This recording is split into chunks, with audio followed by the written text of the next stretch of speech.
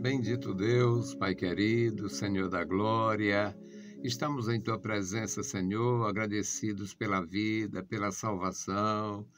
Nós Te louvamos pela igreja, suplicamos a Ti, Senhor, pelos nossos irmãos na cidade, suplicamos a Ti, Senhor, pelos nossos irmãos no interior, guarda os Teus servos em suas atividades, nossos irmãos que estão no mar, pescadores, nossos irmãos que trabalham em plataformas. Ó Senhor, abençoa os Teus servos, Pai, ajuda os Teus filhos, dá a Tua proteção. Manifesta o Teu poder na vida da igreja, guardando, Senhor, cada servo Teu, crianças, jovens, adultos, os idosos, os enfermos, Pai, os que estão fragilizados pela idade, pelas enfermidades. Ó Deus, socorre e guarda cada um. Amado Senhor, Deus Todo-Poderoso, ouve a nossa petição. Em nome de Jesus Cristo, nós Te pedimos. Amém. Saudamos a todos com a paz de nosso Senhor Jesus Cristo. Voltamos para apresentar o programa Glória ao Justo, programa da Escola Teológica União e Crescimento, a Unicresce. O nosso desejo é comunicar a palavra do nosso Senhor. Iniciamos em 1988, estamos fazendo até agora. Estamos firmes com aulas presenciais e com a nossa apresentação nas emissoras, nas redes sociais, com o mesmo propósito, trazer a palavra de Deus para uma geração que não tem muito tempo, uma geração que não tem sido muito incentivada. Alguns têm tempo para tudo, mas não têm para a fé. Então, aqueles que querem, mesmo no aconchego do seu lar, simplesmente pode sintonizar a gente, tanto no horário da emissora, quanto no dia a dia, nos horários convenientes, via YouTube, via Facebook, e nós estamos aqui. Hoje o nosso texto, meus amados irmãos, é no Salmo 94, versículos 16 a 22. Aqui nós temos uma palavra da parte de Deus para o nosso coração. Sempre, sempre, sempre temos que tomar decisões, nos posicionar. A vida humana é muito interessante. Toda a criação de Deus ela é partida, ela é dividida.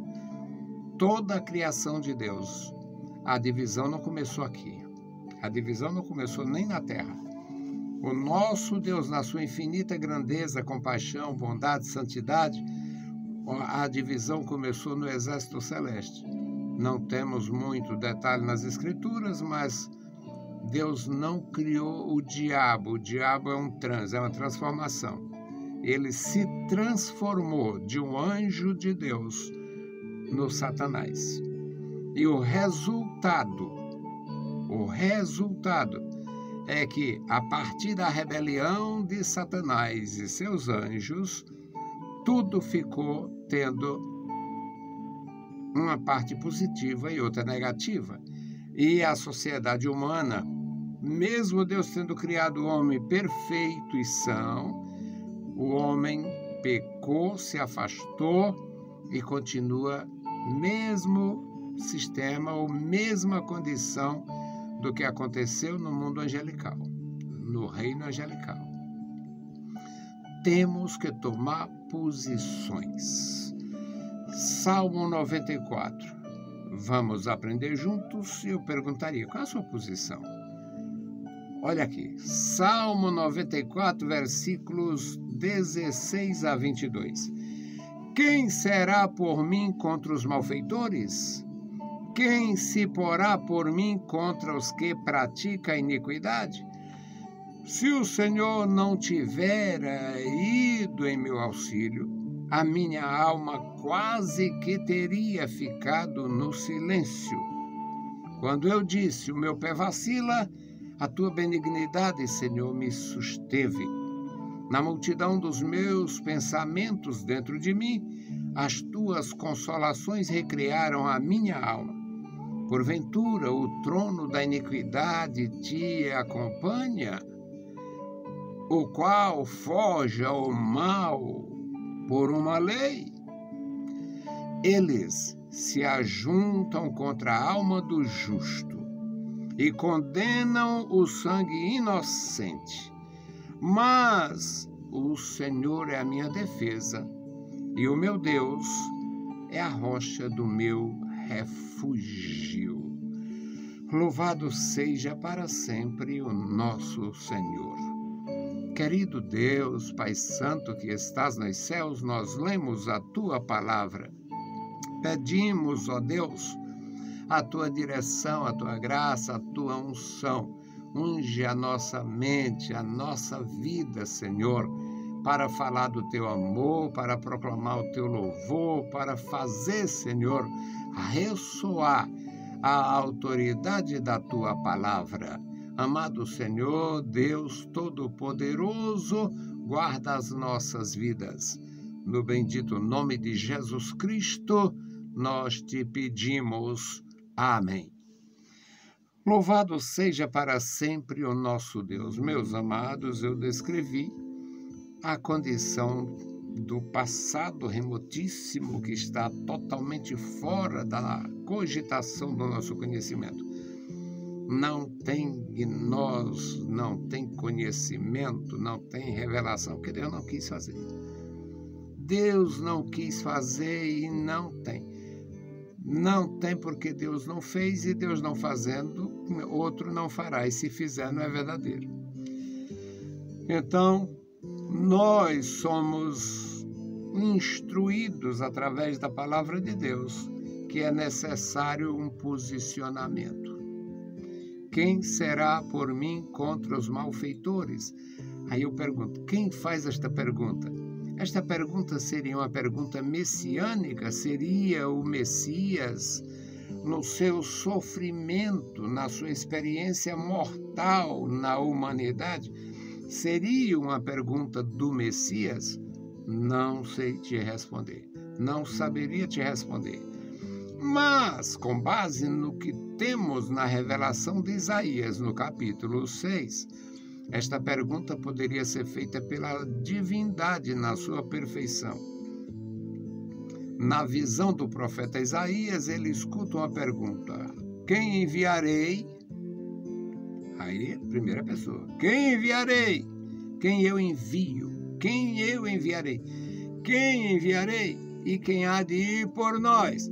Isso é uma manifestação da triunidade de Deus, a divindade santa que se manifesta na criação como Criador, na salvação como aquele que envia o seu Filho para ser o Redentor, e no histórico, no dia a dia da igreja, envia o Espírito Santo para ser o instrutor, o paracleto, o consolador, o advogado da igreja, é o Espírito de Deus.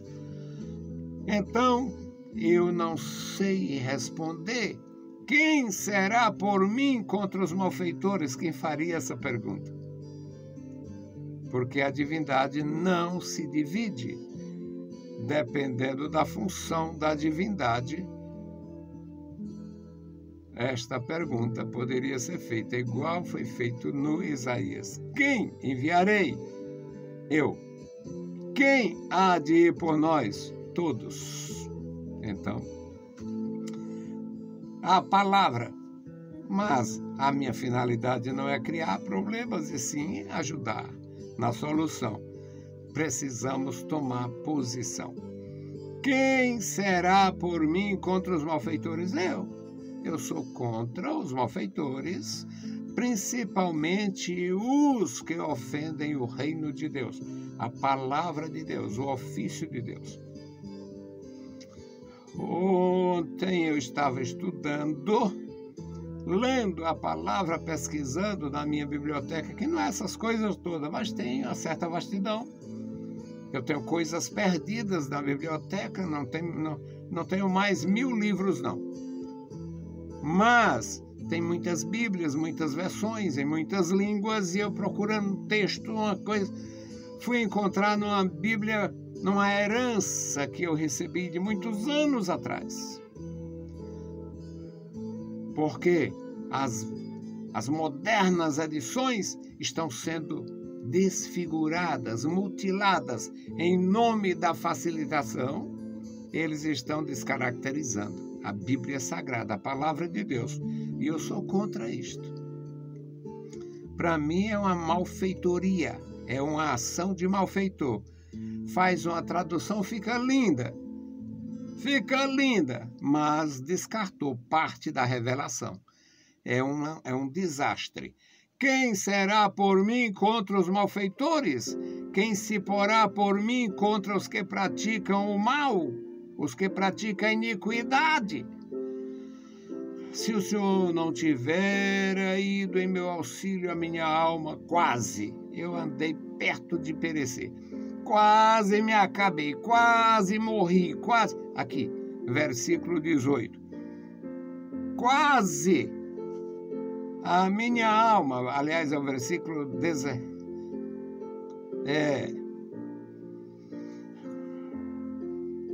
É o versículo 17. A minha alma quase que teria ficado no silêncio. Aqui é uma referência. É uma forma de se referir ao silêncio sepulcral, da sepultura. O silêncio do sepulcro. O lugar do silêncio. Quando eu disse, o meu pé vacila. É a hora de pedir socorro. Me segura, eu estou escorregando, eu estou caindo, eu estou deslizando, eu não me equilibro. Quando eu disse, o meu pé vacila, a tua benignidade, Senhor, me susteve. Eu disse, socorro, não deixa eu cair. Aí a mão forte me susteve. Tá aqui. A mão do Senhor me sustentou, diz o autor aqui. No versículo 19 ele diz, na multidão dos meus pensamentos dentro de mim. É comum a todos nós. É comum a todos nós, principalmente em momentos de crises, em momentos de dúvidas, onde você tem que se posicionar, você tem que tomar uma decisão, você tem que agir, você tem que decidir, você tem que dar uma resposta. Aí os muitos pensamentos, se eu fizer assim, mas não dá, mas se eu fizer assim, talvez não dê. Precisa de Deus. Na multidão dos meus pensamentos dentro de mim, as tuas consolações recriaram a minha alma. Pois é, meus irmãos, este homem não era um cristão, não existia ainda esse termo. Este homem não era pentecostal, não existia a experiência. Este homem não fazia parte de uma igreja, porque não existia igreja. Era um adorador que celebrava o Senhor da vida no seu coração. Muito embora participasse do culto naquelas solenidades, daquela forma ainda primitiva, nas montanhas, mesmo assim, tinha a graça para recorrer ao Senhor. Tinha a graça para tomar posicionamento. Este jamais renderia tributo a um deus dos filisteus.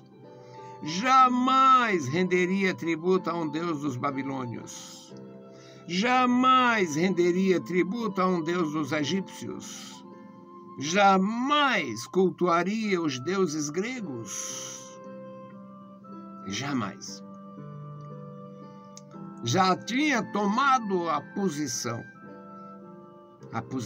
de ser adorador do Deus verdadeiro, fiel adorador do Criador dos céus e da terra. E, mesmo tendo problemas, mesmo ficando muitas vezes encurralado nos problemas, Ele diz: na multidão dos meus pensamentos dentro de mim, as tuas consolações me alegraram, recriaram, recreação, alegria, folguedo, gáudio, gozo, felicidade.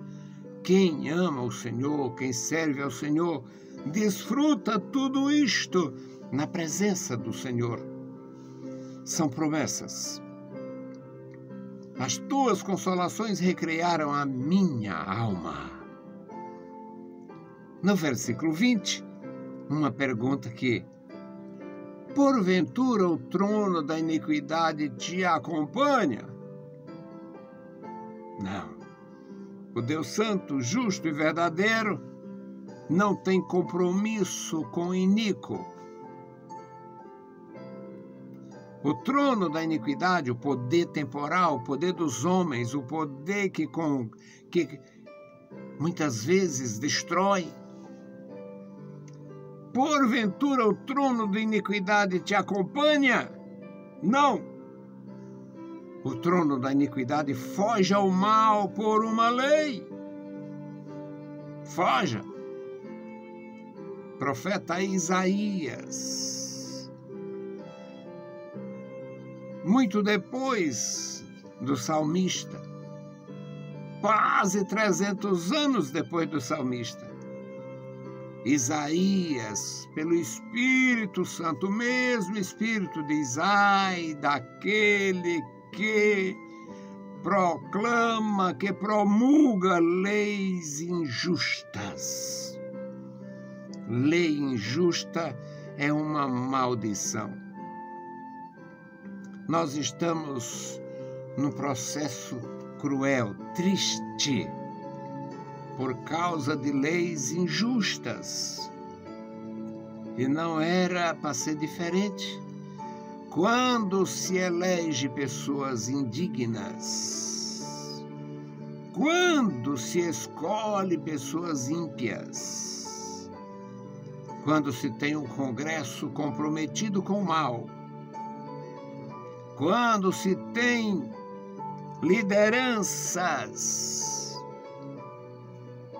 apodrecidas, quem produz lei no contexto da nossa experiência só pode fazer leis muito imundas, injustas, perversas, para apoiar a perversidade, para expandir a perversidade, porque são malfeitores.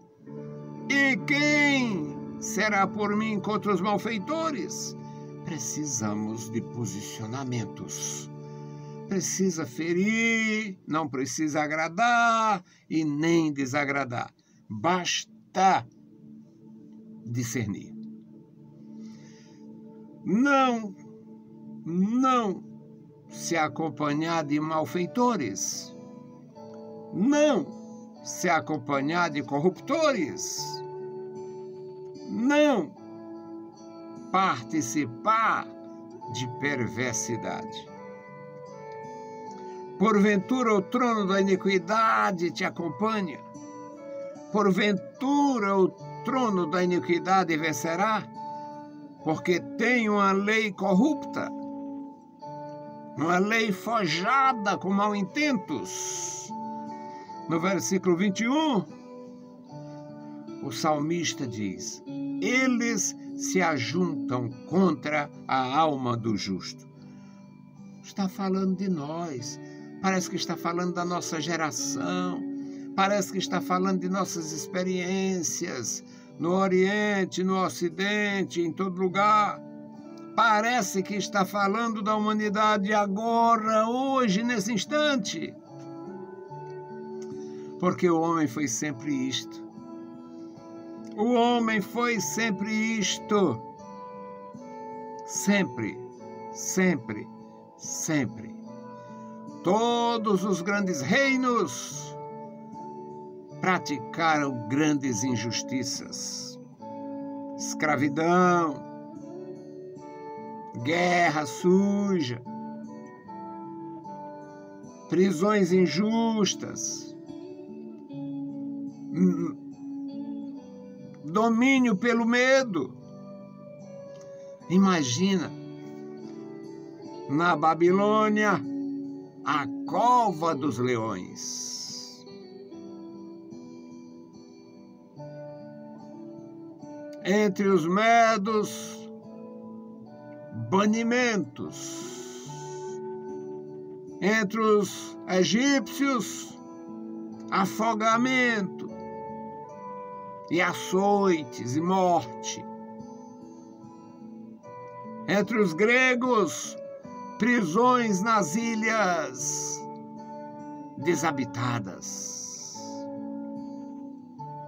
Entre os romanos, castigos nas masmorras e alimento para animais. Homens e mulheres, famílias inteiras serviram de ração para animais. Em Roma, o homem foi sempre esse monstro. O ser humano foi sempre esses monstros. Por isso, parece que foi escrito agora. Eles se ajuntam contra a alma justa e condenam o sangue inocente. O maior de todos os exemplos pelas Escrituras, nosso Senhor Jesus Cristo.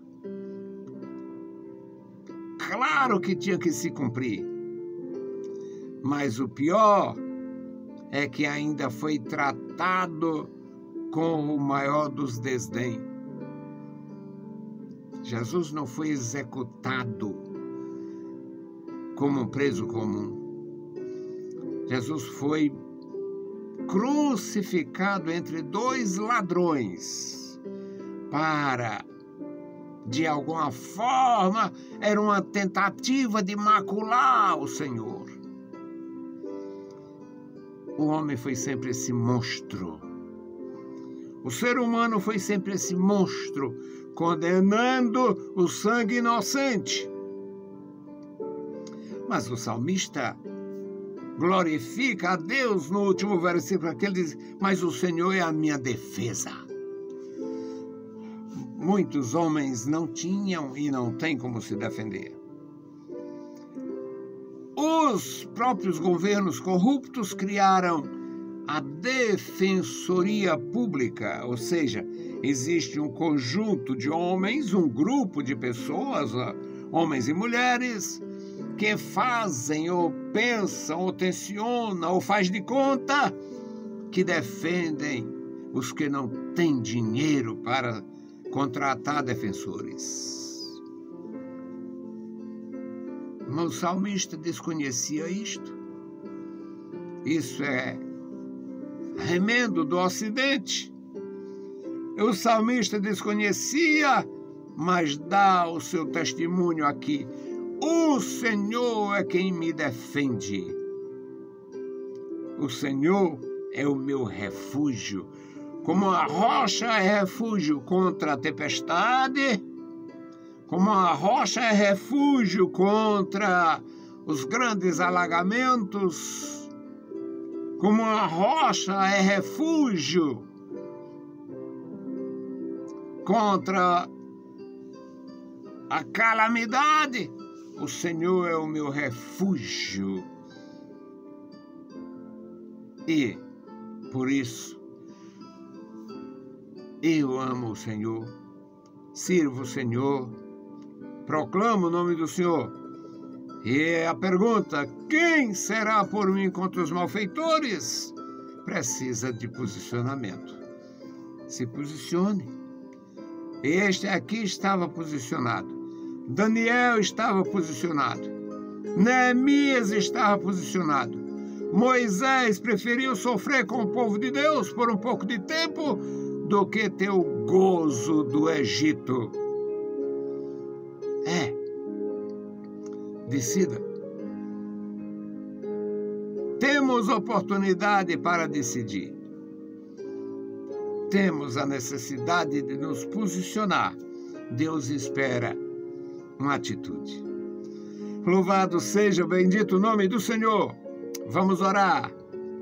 Bendito seja Deus para todo sempre.